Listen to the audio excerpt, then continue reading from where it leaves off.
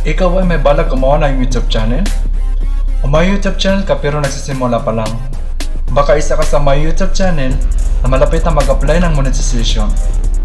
So tama ka sa pag-click ng video na to, kasi ang video na ito ay share ko sa inyo kung paano ako nag-apply ng monetization at share ko rin sa inyo kung ano yung tips na ginawa ko bago ako nag-apply ng monetization. So panoorin at tapusin ang video na to kasi alam ko na magkakaroon kayo ng idea kung sakaling kayo ay mag-apply na ng monetization. Bago ang lahat, this is Habodi Vlog. Welcome to my channel. Kung bago ka lang sa channel ko, please subscribe and click all the notification bell para maging updated ka sa mga susunod pang video na i-upload ko. Yun nga guys, nung nakuha ko na yung requirements ni YouTube, 1,000 subscribers and 4,000 public watch hour, ay 15 days bago ako nag-apply ng monetization. Kasi ang dami ko narinig na yung iba nung nakuha na nila yung 1,000 subscribers and 4,000 public watch hours ay nag-apply na kaagad ng monetization. So ang nangyari sa kanila, sa step 2 pa lang ay hindi na sila pumasa. So ganito nang naisip ko. So ang ginawa ko guys ay chinik ko muna yung channel ko kung okay na ba, malinis na ba lahat, yung settings ko kung nakasit up na ba lahat o maayos na ba, at saka yung mga videos ko kung may mga copyright ba o wala. So nung nakakuha po ako ng 500 subscribers ay chinik ko na yung channel ko. Simula nun guys, kada upload ko ng video ay chinik ko na kaagad yung video na in-upload ko kung may copyright ba o wala. Kasi alam naman natin pag may copyright ka ay hindi makaka-apekto sa channel natin. Pero ang problema sa revenue naman ng video natin, doon maka-apekto yung copyright claim. Kasi kung ano yung kikitain mo dun sa video ay hindi mapupunta lahat sa iyo. Siyempre, nagpakapagod ka sa pag-upload ng video, pag-edit ng video, tapos pag in-upload mo, meron naman itong copyright. So, siyempre, kailangan ayusin natin yun. Kung kaya nating iwasan natin. So, yun na nga guys, yun yung mga tips na ginawa ko bago ako nag-apply ng monetization. So, nung nagawa ko na lahat yun, alam ko na na-clear na lahat, malinis na lahat yung channel ko. So, nag-apply na ako. So, ito na, papakita ko sa inyo kung paano ako nag-apply ng monetization. So, panoorin at tapusin ang video na to para makakuha kayo ng idea kung sakaling kayo ay mag-apply ng monetization. So, tara na, simulan natin guys.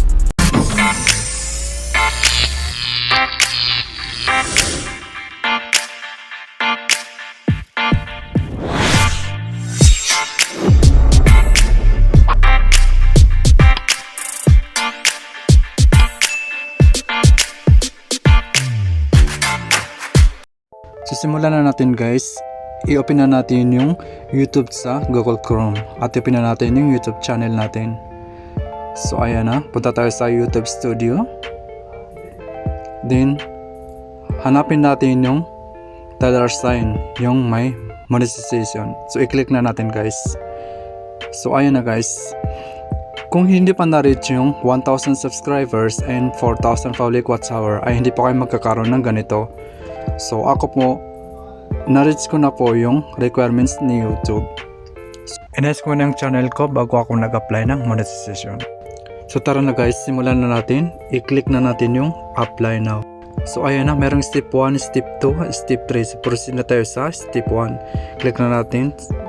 So andito na tayo sa terms and conditions ni YouTube. So kung kaya nyo basahin nyo. So then i-click natin yung dalawa tapos accept. So ayan na, pinaprocess na yung sa step 1 natin. Antayin na natin ng konti kasi naglo-loading pa po. So ayan na, done na yung step 1. So dito na naman tayo sa step 2. Ang nakalagay dito, sign up for Google AdSense. So magsa-sign up tayo sa Google AdSense. So mag-start na tayo sa step 2. Kasi tapos na yung step 1 natin, review partner program terms. So tapos na tayo doon. So mag-start na tayo sa step 2. Pag na-click na natin yung step 2, may lalabas na ganito. Ito yung makikita natin sa step 2. So nakalagay dito sa step 2, you will be redirected to AdSense to complete this step. So, mayroong nakalagay sa baba na yes, I don't have exist account. Yung pangalawa, no, I don't have an existing account. So, sa pinakalas, I don't know. So, kung mayroon kang ibang Google account na ginamit mo dati, ay ang pipiliin mo ay yung una, yung number 1. So, pag wala ka namang Google account na iba, so ang pipiliin mo ay yung number 2. I don't have an existing account. So, yan ang pipiliin ko kasi wala akong ibang Google account. So, click na natin.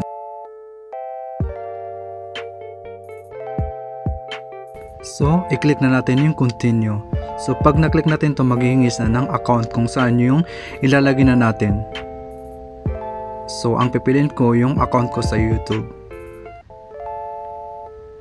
So, click na natin. Ayan, mapupunta na tayo sa Google AdSense at magsa-sign up tayo. Pipila pa natin yung mga question dito. So, kailangan maging maingat po tayo dito. So, meron tayong makikita dito na get more out of AdSense. So, ang pipiliin natin dito ay yes, send me customized help and performance suggestions. So, ilalagay din natin yung country kung saan yung lugar natin. Kahit nasa ibang bansa ako, ang ilalagay ko pa rin ay Philippines para hindi magkaroon ng problema. So, ilalagay natin yung Philippines. So, yan yung mga terms and conditions. So, i-check na natin yung sa pinakababa. Then, create account. So, dito na naman tayo mapupunta. So, i-click na natin to yung get started. So, dito tayo sa customer info. So, type ng account ay individual. Tapos, name and address, pipila pa na natin. Kung makikita nyo yung name ng channel ko, Hamodi Vlog.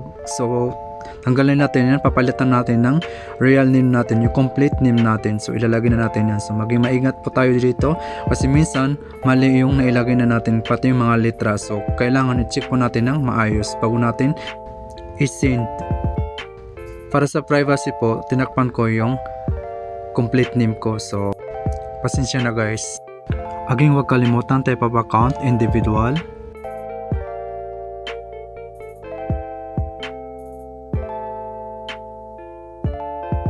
So, ito na, ilalagay ko na yung address ko. So, maging maingat po tayo dito. Kailangan nasa tama po yung mga nilagay natin dito na information.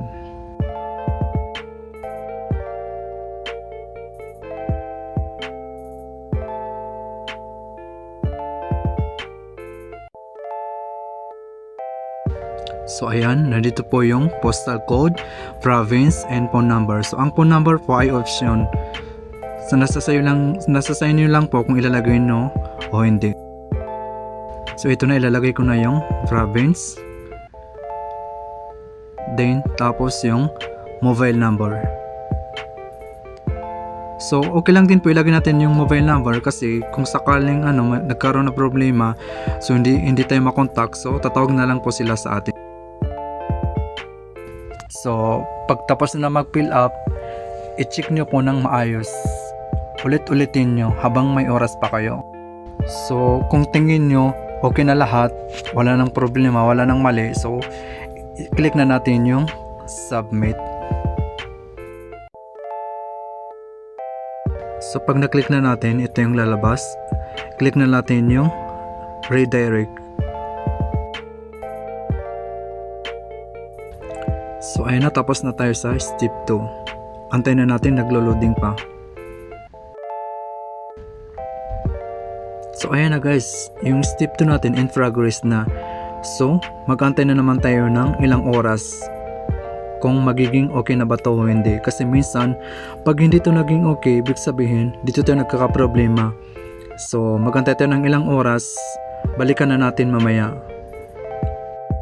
Yung iba kasi guys, step 2 pa lang, nagka-problema na hindi na sila pumasa sa step 2. So, sana, maging okay na yung step 2 natin, maging okay na rin katulad ng step 1.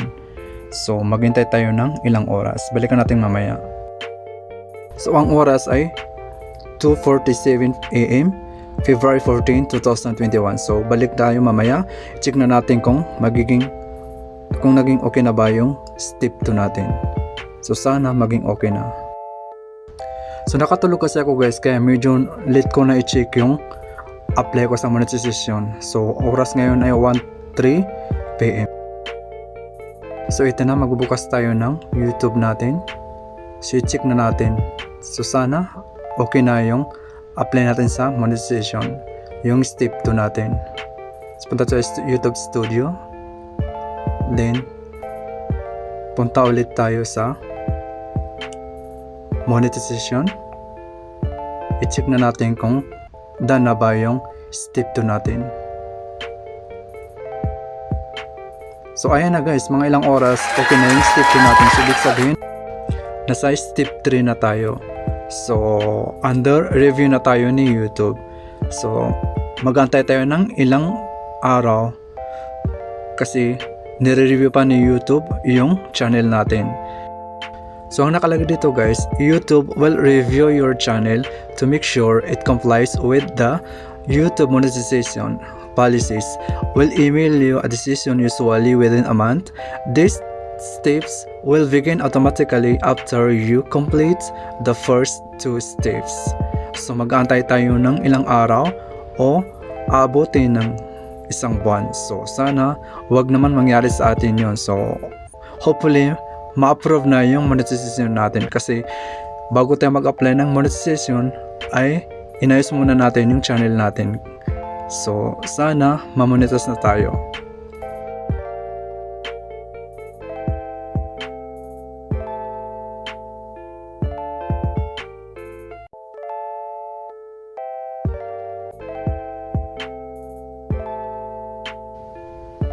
So ayun na guys, tapos na tayo mag-apply ng monetization. So sana ma-approve kagad yung apply natin. At maganda na lang na tayo ng ilang araw. Minsan nagsabi nila 4 days to 1 week or more than 2 weeks. So sana ma-approve kagad tayo. So wag kalimutan i-like ang video na to at pag-share na rin sa iba para magkaroon din sila ng idea kung sakaling sila ay mag-apply ng monetization. So maraming salamat.